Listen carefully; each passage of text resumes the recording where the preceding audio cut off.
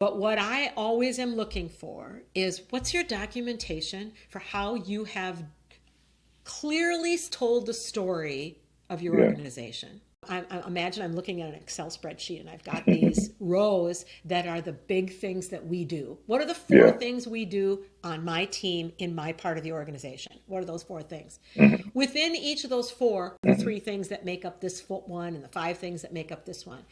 And then for each one of those, now we're up to 20 or 24, what are the actual processes that get us to each of those capabilities, each of those functions? And as I say this, it might sound like, oh, she just got really bureaucratic. I think of it as one way to show who you are and how you're set up. And it's much Absolutely. harder and longer to change something if you're always having to tell the story over and over and you don't have documentation and you don't have Yeah. agreement. So I That's think one. of this.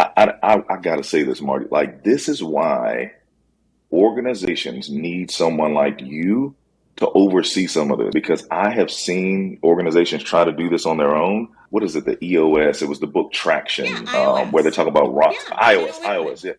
People, I've seen companies try to execute that and they butcher it.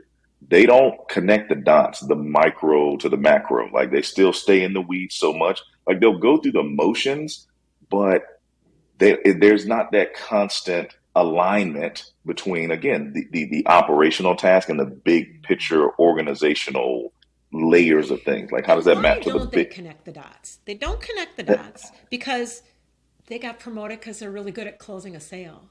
yeah, yeah, They yeah, don't yeah, connect the dots because they started in IT and they understand the whole system and they got promoted into yeah, this role because they're so well versed. yeah, So, but somewhere on your team, someone knows how to do that. yeah, Somewhere on your team, if you look far enough, are yeah, people who are dot connectors. yeah, They get the micro and the macro. They love iOS.